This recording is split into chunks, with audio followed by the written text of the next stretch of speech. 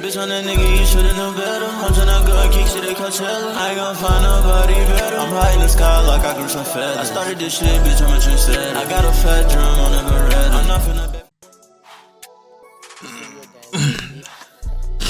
Yo, what happened to the video? Bro, fuck all that. We don't care, nigga. What y'all niggas, man? Today we got your life as a your life as a child soldier. Your life as a child soldier. I won't talk about that one too much, but yo, just watch this video. Yo, I'm bald, twin. Look how bald I am, bro. I can't even show y'all, bro. I'm just for the next 6 months, I'm just spamming this Nike ski, bro. Throw it in the wash, put it on. Throw it in the wash, put it on. I gotta spam this game. This is craziness, bro. Like, look, bro. If y'all see how like bald I am. Let's get it. You're 9 years old, asleep under a mosquito net in your family's mud brick hut, when the night splits open with boots and gunfire.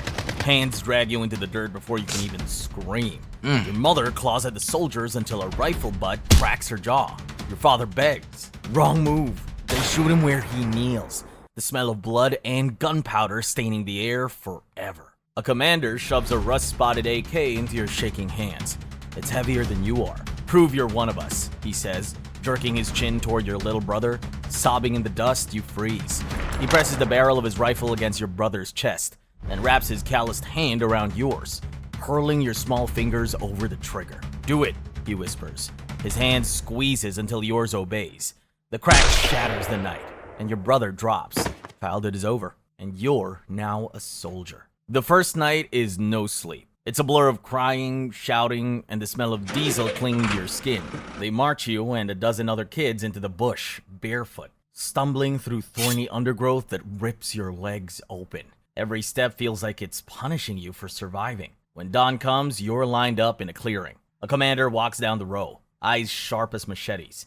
He points at the smallest boy, maybe 7, and shakes his head. Too weak. 2 men drag the child into the trees. His screams echo for a minute, then nothing. Lesson 1. Weakness is death. Your turn. They shove the rifle into your arms. It's weight almost toppling you. Not yet, the commander sneers. He pulls a knife from his belt and presses it into your palm. This is better. A villager is dragged forward, bound and gagged. His face familiar. It's the man who used to give you mangoes at the market. He pleads with his eyes, muffled sobs through the cloth. Do it or join him. Your stomach twists. Your hands shake. You whispers, I can't. Wrong answer. A fist slams into your gut, knocking the air out of you. The barrel presses against your temple again, cold as betrayal. Survival makes the choice for you. You raise the knife. The world narrows to the sound of your own breath, ragged, frantic. Then silence, broken only by the thud of a body hitting the dirt. Childhood dies a second time. They pat your back. They call you brother now, but the word tastes like ash. You wake each day to a chorus of gunfire, the executions. Some child caught trying to escape. Some villager accused of betrayal. You stop asking why. Your body becomes their project. They march you until your soles crack, feed you scraps that barely keep your ribs from piercing skin. When you falter, the butt of a rifle corrects your spine. When you collapse, they drag you into the shade, pour powder and liquid down your throat. Brown, they call it. A mix of cocaine and gunpowder that sets your heart on fire. Burns away the... When you take that thing, let me tell you something. When you take that thing, you will never feel any bullets. Any bullets that will take you, you will never feel it. It will just be shooting you. Never feel no bullets. Nah, though, that's how they act though, gang. Like they be putting they be smoking gunpowder, gang. They be smoking like cocaine and shit. They be doing all types of shit, bro. They think like that shit. They give it to the child soldiers or whatever may have you, and like they almost like invincible. You feel what I'm saying? They're not invincible because it's really just a drug, but in the kids' mind, bro, they feel like they're invincible. See what I'm saying? And the commanders, nigga, they tell the niggas, hey, yeah, bro, take this drug. You see what I'm saying? And then they're just going about they go kill a couple people, bro, come back. Like these niggas' eyes be like bloodshot red, gang. Like if you see that shit in the school or in America, like what the fuck, this nigga eat? Like, what the hell? Fear. Suddenly you're not starving.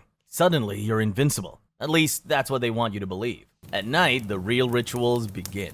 They paint ash across your face, force you to kneel. My fault. And not to pause again, but yeah, they do rituals. They do like rituals so bullets can't hit you, or and sometimes that shit do be working. That shit do work, but like it's temporary, my nigga. Feel me? But if that shit work one time, and I do that for one time, I'm thinking this shit gonna work forever. So let me keep doing it. No, nigga, that shit don't work like that, bro. Nigga be doing it.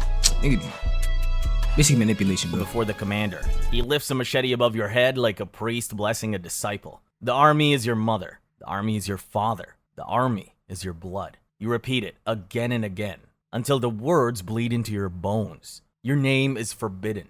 It's too dangerous, too human. They give you a new one, sharp and violent. A name meant for killing. Striker. Your old name fades like a dream you're not allowed to remember. And in the back of your mind, you recall stories of Spartan boys whipped until they stopped crying. Janissaries stripped from their villages and given new names. You used to think that was ancient cruelty. Now it's your daily reality. Different centuries, same nightmare. One night they hand you a box. Inside, the severed hand of a man accused of desertion. You're ordered to wear it on a string around your neck as a lesson. The smell of rot clings to you for days. By the time they let you bury it, you're already numb. Numb enough to shoot. Numb enough to smile, cry, kill when told. Numb enough to survive. The day arrives without warning. Dawn breaks red with smoke curling above a village ahead. The commanders herd you forward, rifles raised, machetes gleaming. Your heart hammers so hard you can feel it in your teeth. The village looks like your own once did. Goats tethered by clay huts. Women pounding grain. Children chasing a ball of rags. They don't see you until it's too late. Then chaos erupts. Screams, flames, gunfire. Go! Your commander shouts, shoving you into the fray. Your rifle feels like an anchor in your hands, but the trigger's just a finger away. You freeze. A boy your age bolts from the doorway, eyes wide with the same terror you feel. For a split second, you see yourself reflected there, barefoot, innocent, unarmed. Shoot! The commander snarls. The barrel of his own rifle presses between your shoulder blades. Instinct takes over. You squeeze the trigger. The kick slams against your shoulder. The boy falls. The sound echoes louder than the gunfire around you. The whole scene runs in slow motion before you. You stumble forward, ears ringing, stomach heaving, but the killing doesn't stop. Men torch houses, women dragged by their hair, children screaming, then silenced. A commander grabs your arm, drags you to a body, dips your fingers into fresh blood, and smears it across your cheeks. Now you are reborn, he whispers. Reborn as what? You don't dare ask. That night, the camp feasts. Meat roasted over fire, stolen from the same village you helped destroy. Around the flames, the boys laugh like hyenas. Voices cracked with adrenaline and powder. You laugh too, because if you don't, they'll know. By 15, you're no longer the trembling child dragged from a hut. You're the one storming them, kicking down doors, pressing rifles into smaller hands and telling them the same words you once heard. Prove you're one of us. The cycle turns, and you're both cog and engine. Some kids tote rifles, others haul ammo and food. Girls are claimed as wives and punished if they resist. Raids blur into each other. Villages burned, livestock stolen, children snatched. Some of those children cry for their mothers. Others just stare at you with hollow eyes. You tell yourself you're saving them from death, but the truth gnaws at you. You're dragging them into the same living grave. There are moments of strange brotherhood. Around the fire, you and the other boys joke, share scraps of food, even sing. For a heartbeat, you feel human again. But then dawn comes, and you're ordered to march, to forget and kill bloody everyone coming your way. The commanders keep you drugged, powder rubbed into your gums, pills slipped into your hand like candy. The rush makes your limbs light. Your fears vanish, but when the high fades, the ghosts return. Nightmares rip you awake, faces of the ones you killed, eyes staring through the dark. You try not to sleep. You try not to remember. You think of Janissaries forced to fight their own kin, of Khmer rogue children made executioners, of Spartan boys killing slaves in the night. History isn't in books anymore. It's carved into your own hands. Some nights you dream of escape, running through the jungle until the gunfire fades. But you know what happens to those who try. Their corpses are displayed at dawn, bodies stiff, flies buzzing, mouths frozen in silent screams. You swallow your dream and march on. By 17, your rifle feels like an extension of your body. Your eyes are dead glass. Your voice gravel from smoke and chants. You're not fighting for freedom or for glory, or even for survival. You're fighting because you've forgotten how to stop. It happens fast. It always does. One raid too many, one ambush too sudden. You're 17, stumbling through tall grass when gunfire tears the air apart. Bullets snap past like angry insects. A blast hurls you onto your back, the sky spinning above you. Your ears ring, your leg burns, blood soaking the dirt. The commander screams orders, but you can barely lift your head. And then they leave. The same men who called you brother vanish into the trees, their boots pounding, their rifles cracking in retreat. You're not worth carrying. You're not worth saving. Hours pass. The pain sharpens, then dulls, and sharpens again. By dusk, strangers in blue helmets appear. Foreign soldiers, aid workers.